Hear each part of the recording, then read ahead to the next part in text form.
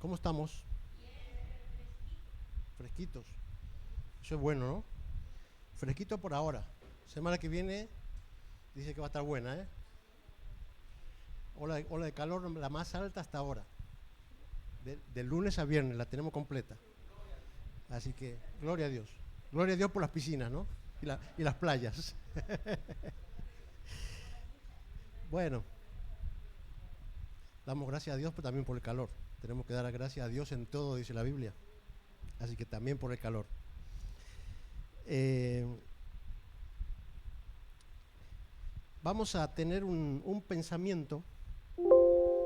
eh, a mí me gusta mucho cuando las cosas religiosas, podemos decir, pasan del ámbito religioso a la vida normal, que ese es el sentido que tiene. O sea, venir aquí, cantar, hacer 2 oraciones, irnos, eso es lo religioso. Pero Jesucristo en ningún momento, al contrario, no solo no aplaude lo religioso, sino que vino a censurar a los religiosos de aquel momento, ¿no? Y Jesús dice: yo he venido para que tengan vida y para que la tengan en abundancia. Ese es el plan de Jesús para lo que ha venido. Es decir, no he venido para que canten canciones y se vayan a casa. No he venido para que asistan a la iglesia regularmente y ya con eso esté bien. No, Él quiere ser parte de nuestra vida. Quiere ser parte de nuestra vida para darnos vida. Y dice el Señor, en abundancia. Vida en abundancia. Esta expresión de vida en abundancia, muchos predicadores la utilizan para decir: vas a tener el coche que quieres, vas a tener la casa que quieres, vas a viajar a los sitios que quieras, vas a... etcétera, etcétera. Pero no van por ahí los tiros. Cuando Jesús habla de vida en abundancia, está hablando de vivir bien. Vivir bien. Claro, muchas veces asociamos: no, yo vivo bien, yo gano 5.000 euros al mes. Ay, yo no vivo tan bien, yo gano 500. Siempre asociamos a lo material, pero Jesús está hablando de nuestra vida, nuestro ser, que esté bien. Justamente anoche estaba viendo una noticia que me vino al pelo para la predicación esta. No sé si hay aquí amantes del baloncesto.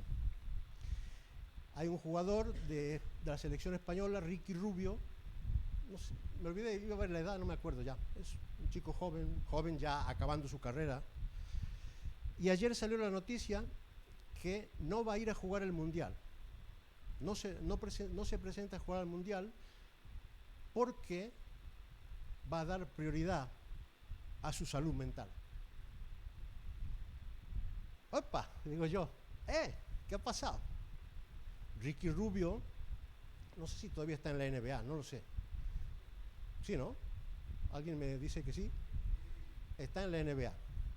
En la NBA no se ganan 20 duros. En la NBA se ganan muy buenos dineros. El hombre este, como digo, ya tiene toda una carrera de años, empezó muy jovencito, ganó campeonatos con la selección, bueno, que tiene una vida, podemos decir, vive bien. Pero sin embargo, no va al Mundial porque va a dar prioridad a su salud mental. Qué cosa más rara, ¿no? Qué cosa más rara. Entonces ya no suena tan ilógico lo de la vida en abundancia de Jesús, que no tiene que ver con el dinero. No tiene que ver con el dinero. Y el tema este de la salud mental está en boga hoy. No sé si ustedes lo han escuchado.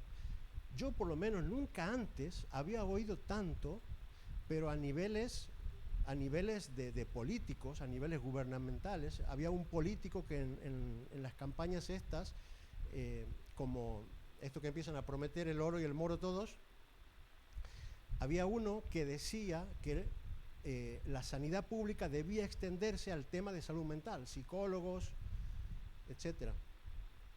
Es decir, está en auge el tema de la salud mental, o más bien la necesidad de salud mental.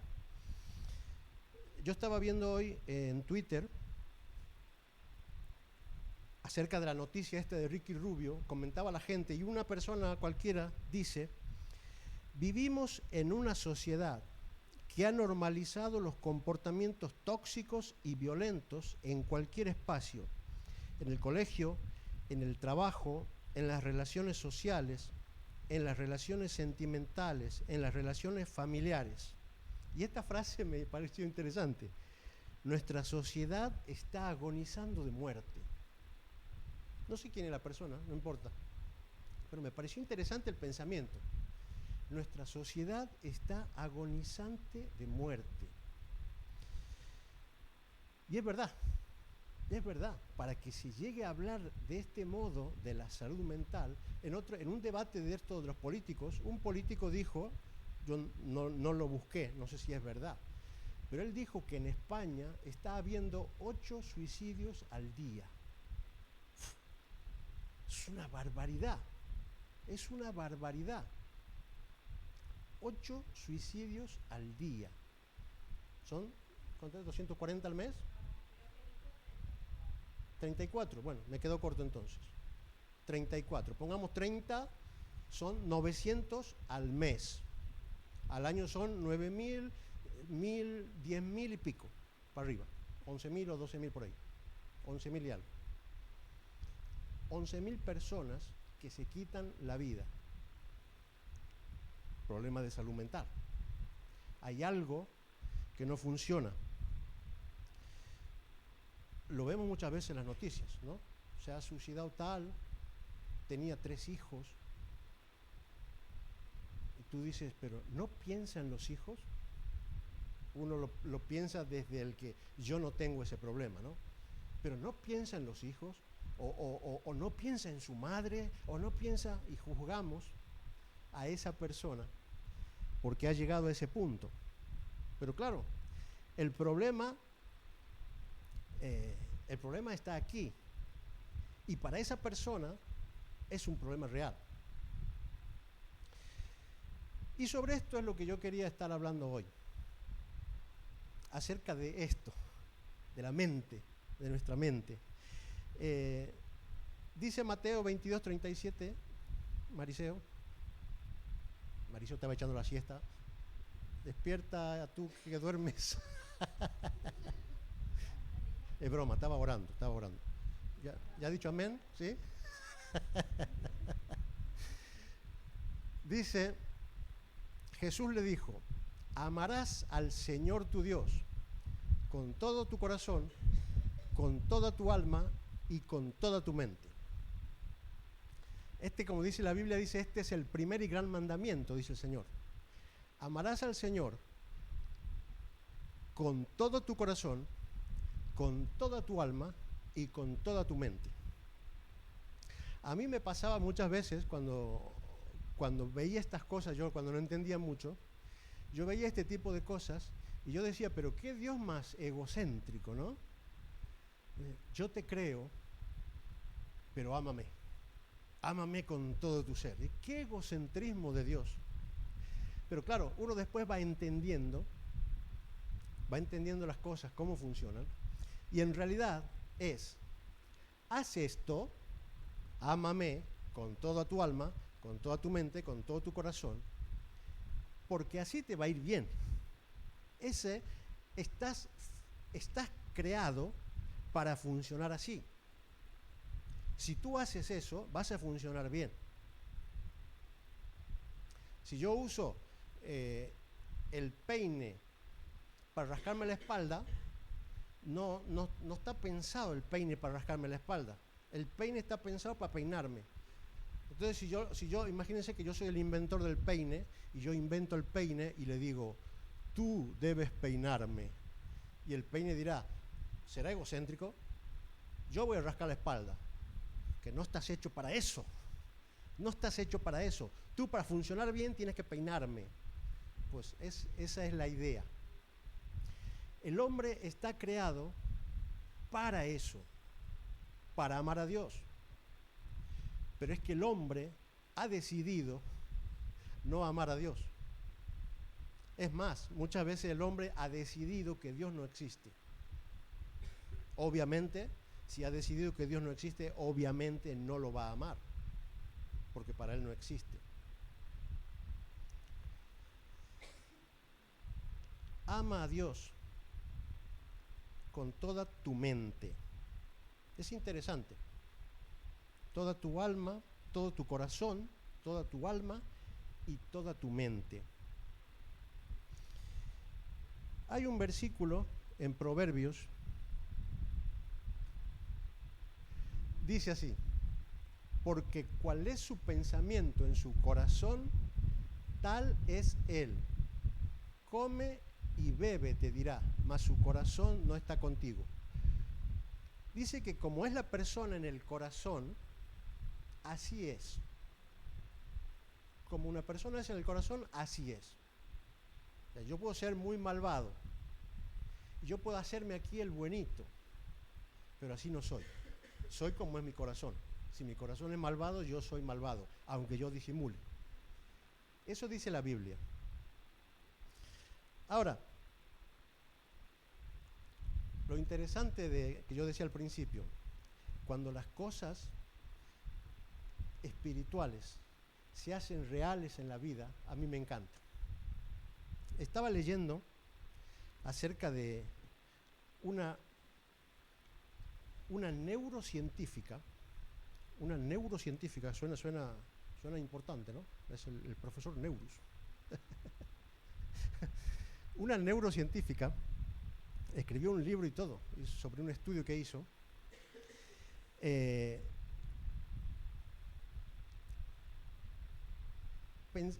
Ella diferencia lo que es el cerebro, lo que está aquí dentro, este cosito ahí raro, y la mente, como dice la Biblia. La Biblia, cuando habla de mente, habla del ser, mi ser. Mi ser es algo intangible, no lo puedo tocar. Al cerebro sí, aunque es difícil porque no me entra la mano en el agujero del ojo, pero se podría tocar, es algo físico. Mi ser no, es intangible. Entonces diferencia esas cosas. Pero lo que dice esta persona en su estudio es, aquellas vivencias que uno tiene en el ser, se envía esa vivencia envía señales al cerebro, y en el cerebro se transforman en algo físico ya. Yo daba el ejemplo como si fuese la uva. Aparece una uva en el cerebro que está relacionado con esa vivencia que yo tuve. Vamos a dar un ejemplo. Yo de niño iba una vez por la acera de mi casa, o sea, de mi calle, haciendo una carrera con otro niño, y iba bien, iba ganando, hasta que metí la punta del pie en la rueda y me fui de cabeza. Se me clavó el cosito este del freno, se me lo clavó por la pierna. Un desastre. Esa fue mi vivencia. Después, esa vivencia de mi ser le dijo a mi cerebro: las bicicletas son malas. La bicicleta las carga el diablo. No te subas en una bicicleta porque te vas a golpear. Y me costó muchísimo poder volver a coger la bicicleta. ¿Por qué? Porque había crecido esa uva en mi cerebro que decía: la bicicleta la carga el diablo. No te subas en la bicicleta porque te vas a hacer daño. ¿Se entiende, no? Entonces, ahí empezamos a entender un poco cómo hay cosas que sí que tienen relación. Ya vamos a profundizar más. Ahora, hay una cosa que lo estuve buscando en internet que es muy interesante, que se llama la neuroplasticidad o plasticidad cerebral. Aquí lo he escrito como estaba en internet, que no lo va a entender nadie ni yo. Que básicamente es esto, es la capacidad que tiene el cerebro para recuperarse, reestructurarse y adaptarse a nuevas situaciones. Neuroplasticidad, esto también lo descubrieron los neurocientíficos estos locos, que el cerebro tiene capacidad para recuperarse, reestructurarse y adaptarse a nuevas situaciones. Ha dicho, hablando en criollo que escuchamos muchas veces en la tele, le dicen a las personas, ejercita el cerebro, eso previene el Alzheimer, por ejemplo. El cerebro tiene capacidad para recuperarse, reestructurarse y adaptarse a nuevas situaciones. Entonces, cuando esa uvita que me ha crecido a mí en el cerebro diciendo las bicicletas son malas, si te subes te vas a caer y te vas a golpear, dice la neuroplasticidad que hay forma de modificar eso. Se puede quitar esa uva, o más bien reemplazar esa uva. Eso debe ser del siglo XX, supongo. No sé, la neuroplasticidad, el descubrimiento de la neuroplasticidad. ¿Será siglo XX sí, no creo que sea anterior. Vamos a decir 19. Pero hay un señor llamado Pablo que escribía hace 20 siglos: transformaos mediante la renovación de vuestro entendimiento. Neuroplasticidad. Pablo estaba hablando de la neuroplasticidad que se descubrió en el siglo XX o XIX como mucho.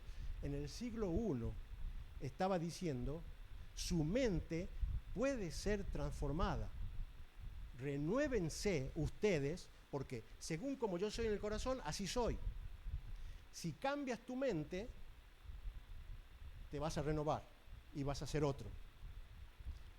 Transformaos mediante la renovación de vuestro entendimiento. Neuroplasticidad. Es muy interesante. La ciencia descubre mucho tiempo después lo que Dios ya lo ha dicho hace años. Por eso le digo que me gusta, porque la ciencia, por empezar, hay mucha gente que dice, la ciencia es lo contrario a la religión. No. Ciencia significa conocimiento. En realidad la ciencia poco a poco va conociendo a Dios, aunque no lo quieran reconocer, pero poco a poco lo van reconociendo. La cuestión a todo esto, estoy haciendo una introducción gigantesca,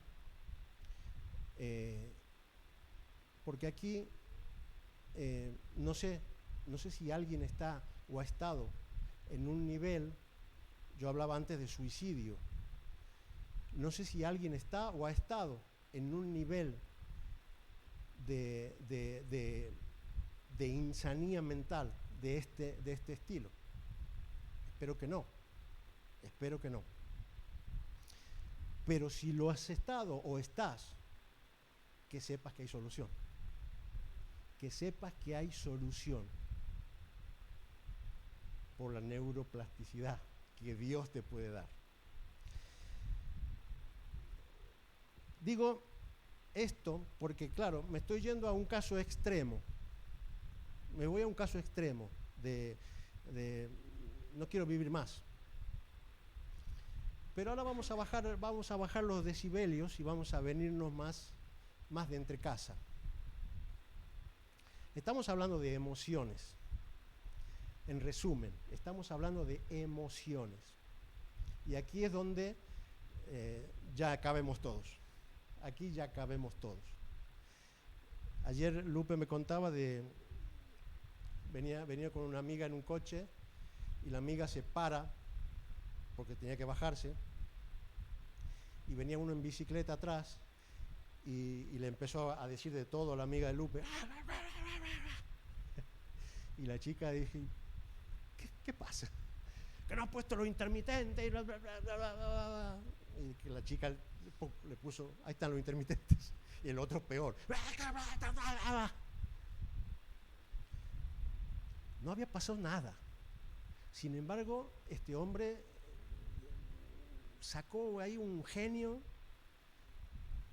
y siempre lo hablamos en casa, que eso, la gente va como que va con el nervio a flor de piel, ¿no? Van esperando cualquier cosita para enfadarse, para renegarte, y eso es la sociedad, así está la sociedad, y esas son las emociones.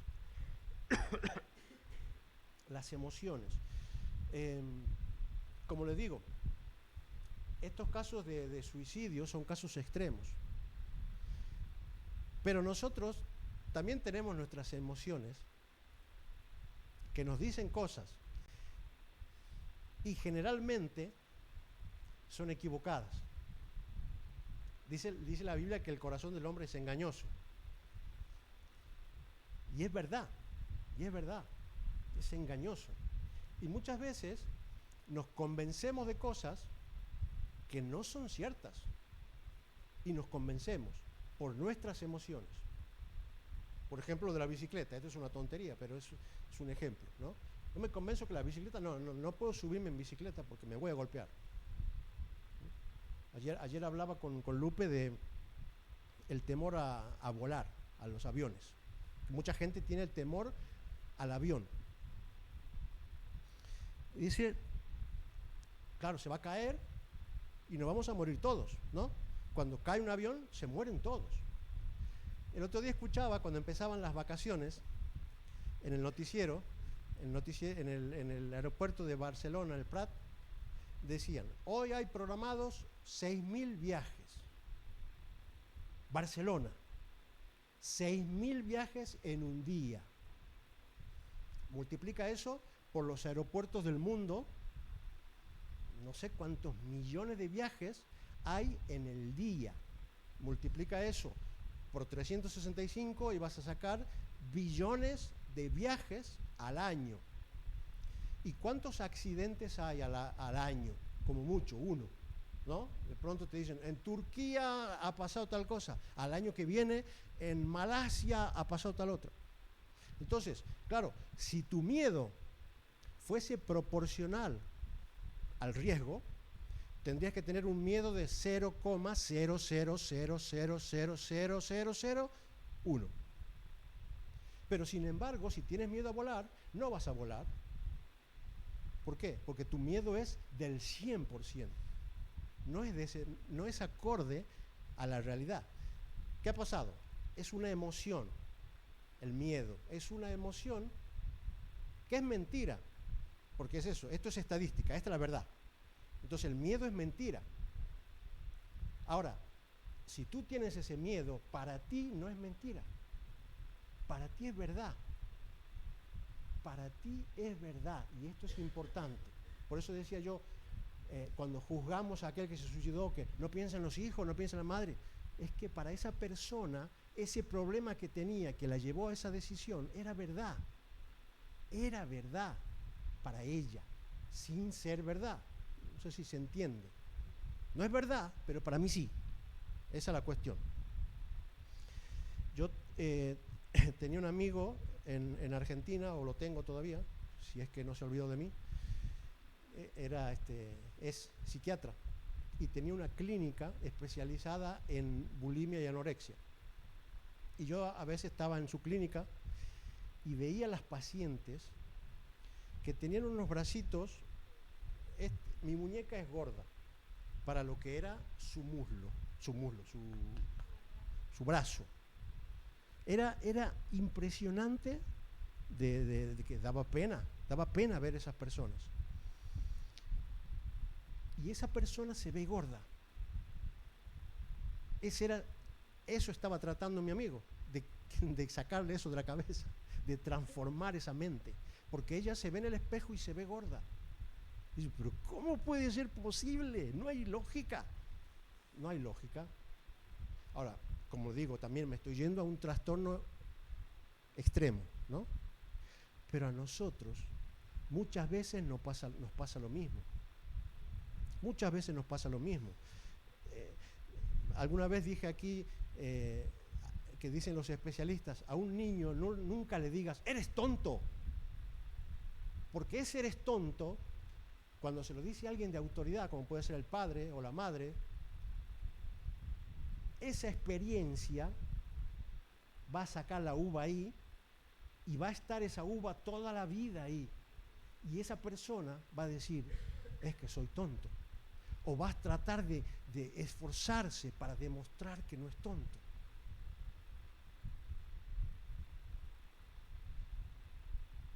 A algunos deberían decirles que disimulen que son tontos.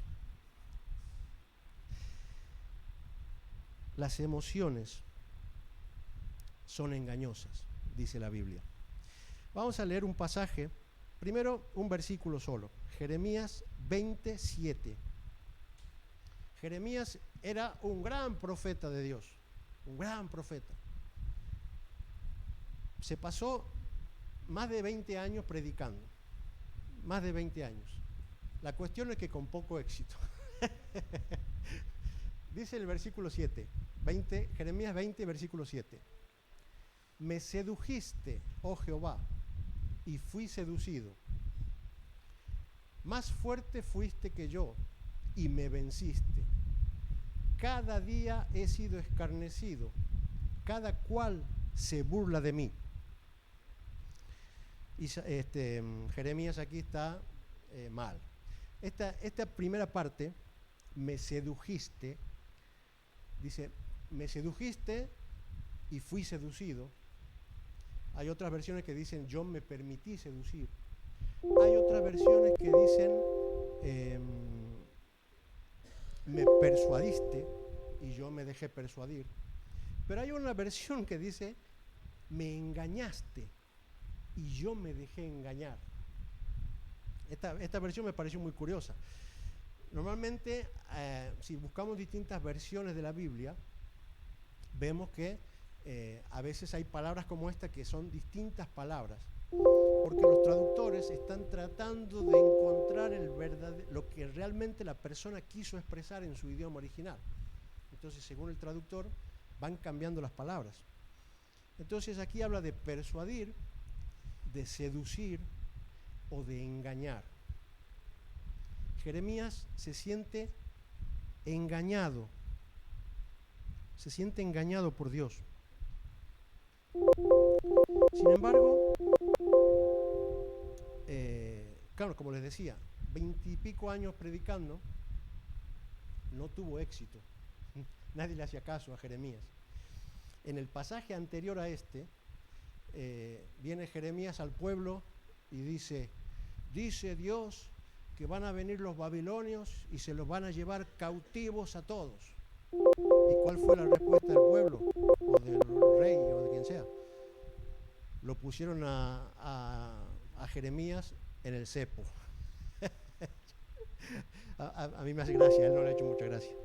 Yo me imaginaba como si yo hubiese aparcado mal aquí y viene alguien corriendo y me dice, Ramón, la policía te está poniendo una multa porque has aparcado mal. Entonces yo lo agarro ahí y le doy un cachete.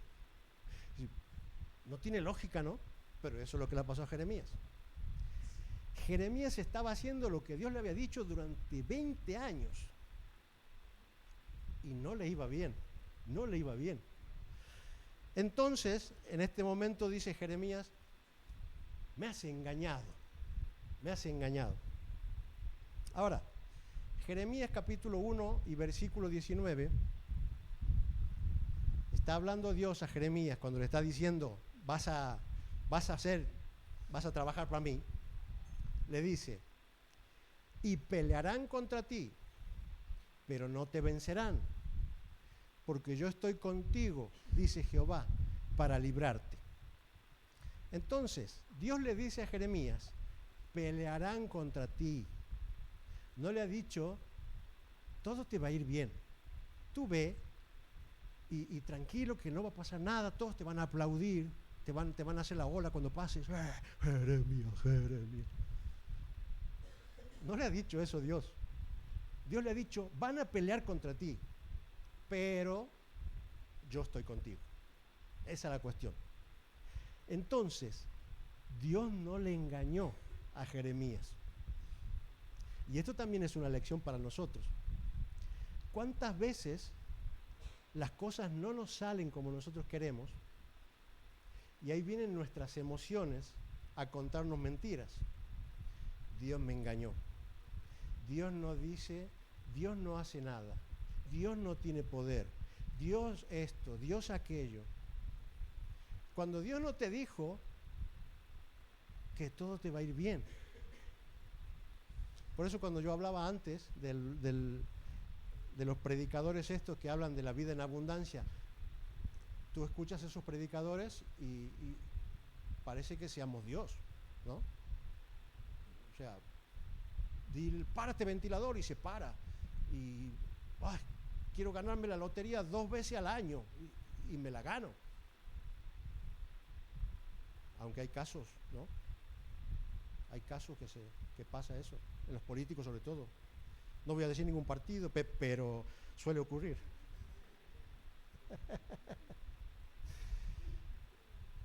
Dios no dijo eso. En el mundo tendréis aflicción, dice Jesús, pero confiad, porque yo he vencido al mundo. No dice, vas a ir en camino de rosas. Tendréis aflicción, pero confiad. Tendréis aflicción, pero confiad. Pelearán contra ti, pero yo estoy contigo. Es lo mismo. Lo mismo que Dios le dice a Jeremías, es lo que Jesús nos dice a nosotros. En el mundo tendréis aflicción, pero confiad. Esta es la lucha contra nuestras emociones. Vamos a ver el pasaje completo, ¿no?, de Jeremías. El del 20 desde el 7 hasta el 14. Un poquito de agua.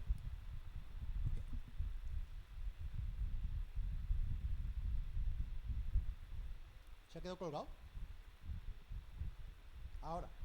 No, el Jeremías 20.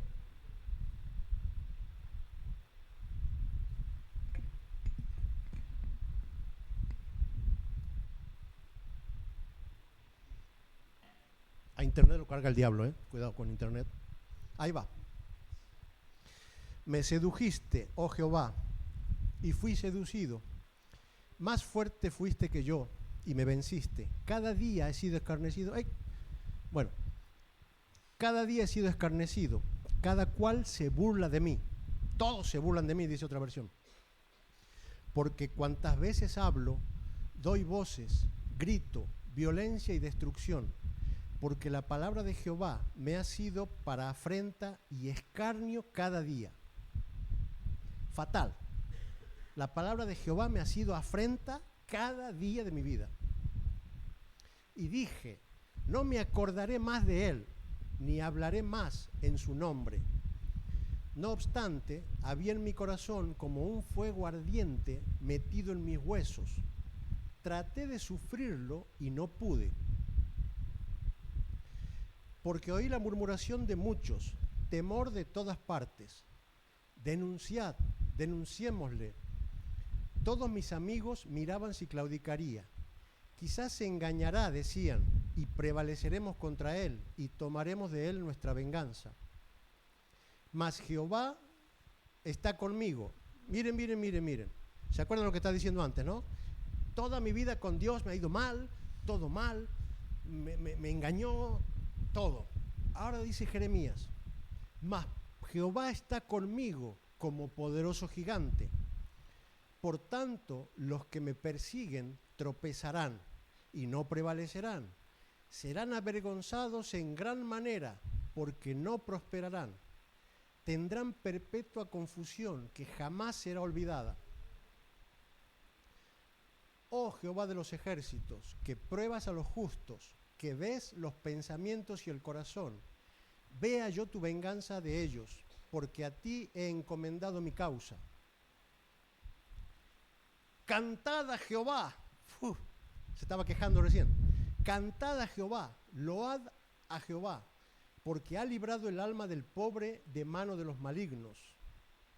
Maldito el día en que nací.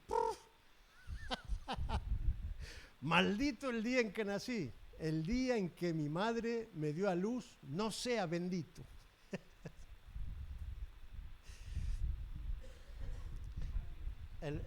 Hace poquito estuvimos en Madrid y me subí por primera vez en mi vida, y la última, a una montaña rusa. No vuelvo más. A la próxima yo de abajo saludando.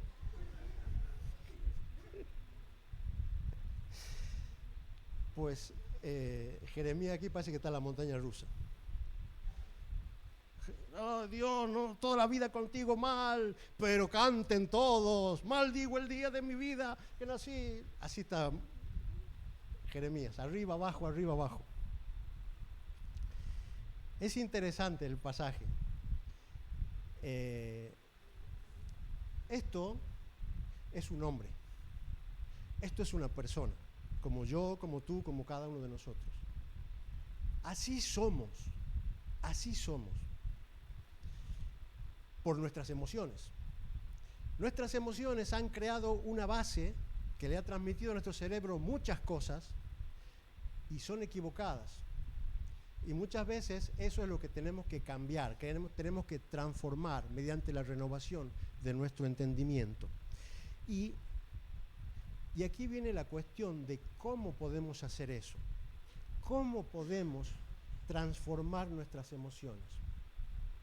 El primer punto es lo que está pasando aquí, en este pasaje. Tenemos que reflexionar acerca de nuestras emociones. Nosotros muchas veces reaccionamos. No accionamos, sino que reaccionamos. Por ejemplo, el ejemplo este del coche. La amiga de Lupe hizo algo gracioso, le encendió la luz de giro que quería él. Accionó, podemos decir, calmó la situación, aunque el otro se enardeció más. Pero uno que reacciona, no ha puesto la luz de giro, pero quédate, le respondo yo más fuerte, estoy reaccionando. Ahora, después yo medito y digo, ¿y por qué he hecho eso? ¿Por qué o para qué? ¿Cuál es el problema en eso? Yo puedo analizar y puedo encontrar o no cuál es el problema.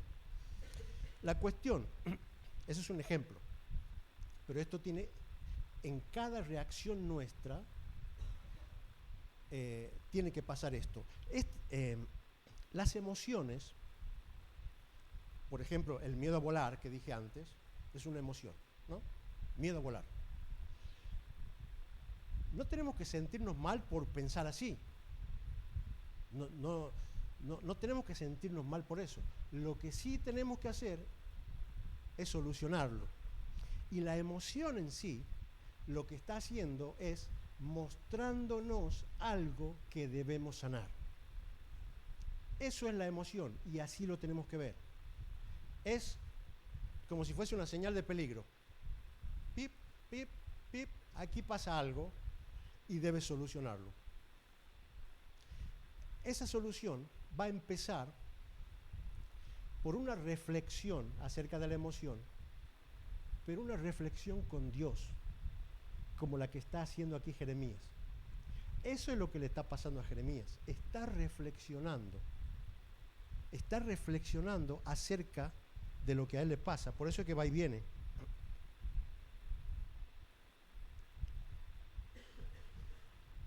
Cuando va y viene es porque él está procesando en su mente qué es lo que le está pasando. Por eso dice, de pronto dice, me has engañado, y después repite lo que Dios le dijo en el capítulo 1, pero tú estás conmigo como un gigante, tú estás conmigo. O sea, mi emoción dice esto, pero tú me has dicho tal cosa y yo te creo, tú estás conmigo. Está reflexionando con Dios. Y este es un ejercicio necesario e imprescindible. El meditar sobre esto me llevó a mí a un pensamiento. En la iglesia, si alguien llega de la calle, de no haber conocido nunca nada en una iglesia, entra aquí y nos escucha orar, a los que oremos, ¿no? Entonces, aquí no, pero en otras iglesias pasa. Oh Dios altísimo, la misericordia y la concupiscencia y la no sé cuánto. Entonces, yo que acabo de entrar de no saber nada, digo, pues así se ora. Y aprendemos a orar así. Ahora, hay que hacer también un poco de didáctica con la oración. Como decía, lo religioso es una cosa de cáscara, una cosa superficial. Eso no sirve para nada. Lo que sirve es lo verdadero.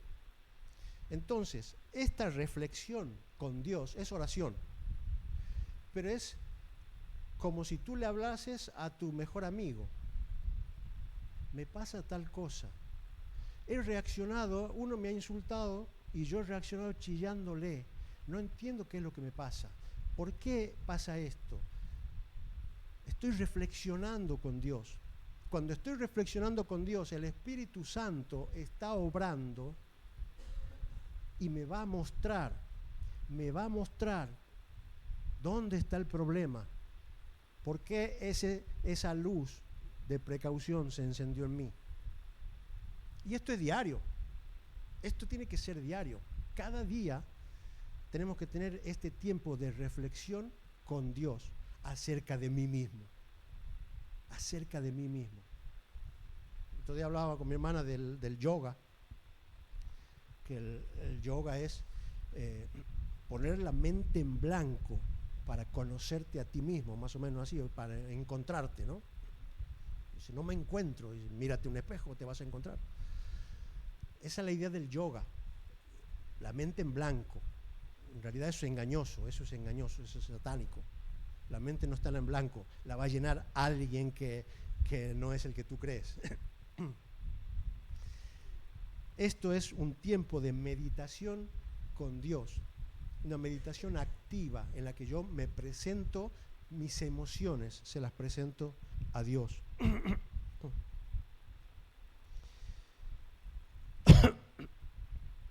Segundo, esas emociones negativas tenemos que reemplazarlas por la verdad de Dios. En la actualidad se habla mucho, con esto de la salud mental, que muchas enfermedades físicas provienen de la mente. Muchas enfermedades físicas provienen de la mente. Y todo esto tiene la misma explicación. Esa uva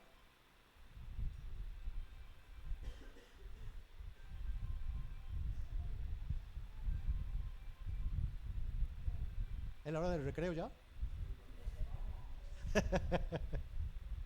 No hay recreo hoy. Esa uva que se ha creado ahí es una cosa negativa. Es una cosa negativa que el cuerpo la entiende como algo negativo, algo tóxico. Entonces las propias defensas atacan a esa uva y esas son las enfermedades que se hacen físicas. Entonces hay que solucionar esos problemas para tener también el cuerpo sano a través de nuestra mente.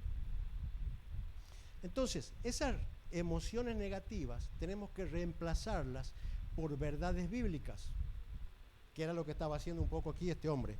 Y vamos a leer ahora sí en Lamentaciones. Este es el gran hit de Jeremías, la alegría de la huerta, le decían en el barrio. Escribió el libro que se llama Lamentaciones. Dice, verso 17, y mi alma se alejó de la paz, me olvidé del bien. En otra versión dice, ya no me acuerdo de lo que es estar bien, dice otra versión. Y dije, perecieron mis fuerzas y mi esperanza en Jehová. Chao, estoy muerto. Verso 21. Esto recapacitaré en mi corazón. Otra versión dice, esto traeré a mi corazón. Por lo tanto, esperaré. Por la misericordia de Jehová no hemos sido consumidos, porque nunca decayeron sus misericordias. Nuevas son cada mañana, grande es tu fidelidad. Mi porción es Jehová, dijo mi alma, por tanto, en él esperaré. Está haciendo el segundo paso, Jeremías. El primer paso era hablarlo con Dios. El segundo paso, reemplazar esas emociones equivocadas. Dice, mi vida no tiene sentido, ya ni me acuerdo cuándo estuve bien, ya no me acuerdo. Pero esto traigo a mi mente, a mi corazón. La misericordia de Dios es nueva cada mañana. Esperaré en Él. Está haciendo sanidad, está reemplazando esa emoción negativa por la verdad de Dios. Entonces, primero lo habla con Dios, después reemplaza lo negativo por la verdad de la palabra de Dios, lo que Dios dice. Yo me creo tonto, pero Dios me dice, yo te conocí antes del vientre de tu madre, yo estoy siempre contigo. Te dice muchas cosas, lo tengo que reemplazar, no soy ningún tonto, soy un hijo de Dios, por ejemplo. Y tercero, restablece cada día tu lealtad a Cristo. Restablece cada día tu lealtad a Cristo. Cuando hablaba en el pasaje de Jeremías, cuando dice al final, o sea, al final de lo que leímos, dice, maldigo el día en que nací. Hay mucha gente que entiende, a Jeremías lo entiende aquí como un deseo de muerte. Pero en realidad, si lo estudiamos bien, con contexto y todo, no parece ser eso lo que está diciendo, un deseo de muerte. Tendría que decir, quiero morirme. Eliseo es el que, no. ¿Cuál es este que dice Dios, ya, mátame? El que leí a Juan el otro día. Elías. Elías sí que tuvo deseo de muerte. Dice, mátame ya está. Ese sí que llegó a una depresión de muerte. Pero aquí este hombre no dice eso. Dice, maldigo el día en que nací. Porque claro, en el contexto de antes, lo leímos rápidamente, está diciendo,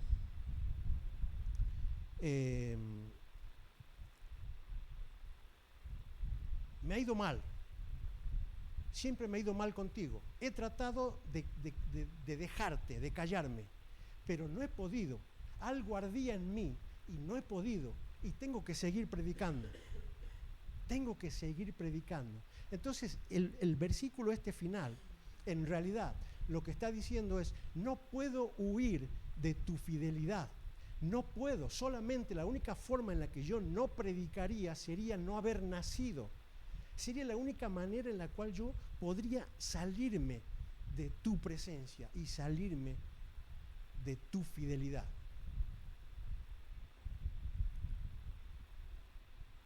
La fidelidad de Dios hace o debería hacer que nosotros reaccionemos con fidelidad hacia Él. Porque Él es el único digno. Él es el único digno. Ricky Rubio puede tener fidelidad a la fama, puede tener fidelidad al éxito deportivo, puede tener fidelidad al dinero, puede tener fidelidad a lo que sea, pero eso no lo va a sanar.